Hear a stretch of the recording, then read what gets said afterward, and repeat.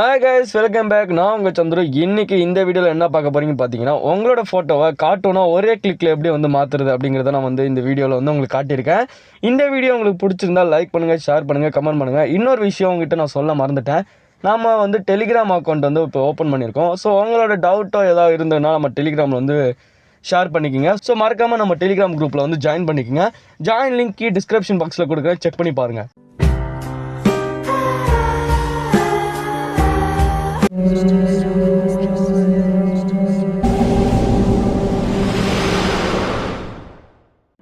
So இந்த ஒரு அப்ளிகேஷனோட link வந்து கீழே டிஸ்கிரிப்ஷன் பாக்ஸில் கொடுக்குறேன். ப்ளே ஸ்டோர்லேயும் அவைலபிளாக இருக்குது. நான் மோட் வெர்ஷன் தான் யூஸ் பண்ணோம் அப்படின்னா அதுவும் கீழே கொடுக்குறேன். ஸோ ஓப்பன் பண்ணோன்னா ஓப்பன் பேஸ் வந்து உங்கள் ஃபோனில் இருக்கிற எல்லா ஃபோட்டோஸ் வந்து இதில் வந்து டிஸ்பிளே ஆகிட்டு இருக்கும்.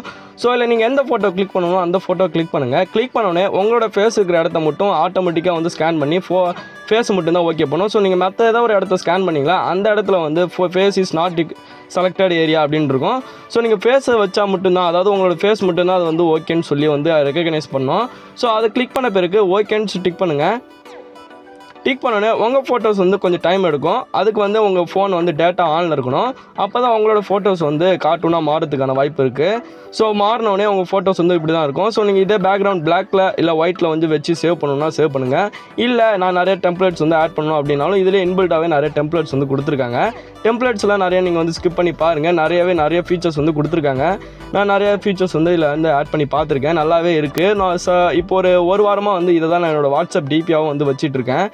ஸோ இந்த ஒரு அப்ளிகேஷனில் கார்ட்டூன் வந்து ரொம்ப ஈஸியாக மாற்றலாம். ஆனால் இதில் என்ன ஒரு சின்ன விஷயம்னு பார்த்தீங்கன்னா, உங்களோட ஃபேஸை மட்டும்தான் இதால் ரெகக்னைஸ் பண்ணி கார்ட்டூனாக மாற்ற முடியுது.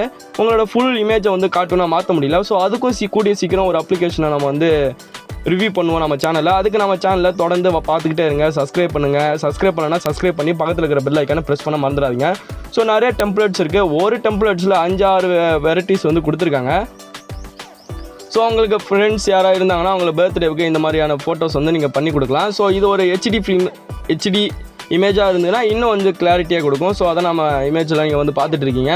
ஸோ இந்த மாதிரியான டெம்ப்ளேட்ஸ் வந்து இதில் நிறையவே கொடுத்துருக்கிறதுனால இந்த ஒரு அப்ளிகேஷன் யூஸ் பண்ணி நீங்கள் கார்ட்டூன் வந்து சீக்கிரமாகவோ இல்லை ப்ரொஃபஷ்னலாகவோ ரொம்ப அழகாக வந்து நீங்கள் செஞ்சு முடிக்கலாம்.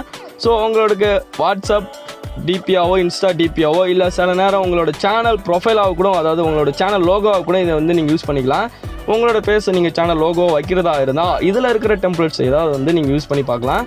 ஸோ இதில் இருக்கிறது எல்லாமே உங்களுக்கு வந்து யூஸ்ஃபுல்லாக தான் இருக்கும். ஸோ இந்த ஒரு வீடியோ ஓகே பண்ணிட்டு நீங்கள் வந்து ஏதாவது க்ரோப் பண்ணுமோ இல்லை எரேஸ் பண்ணுமோ, அதாவது பின்னால் வந்து பேக்ரவுண்ட் எரேஸ் பண்ணுறதா இருந்தால் எரேஸ் பண்ணிக்கலாம். டார்க் அண்டு அந்த திக்னஸ்லாம் போட்டு எரேஸ் பண்ணிக்கலாம்.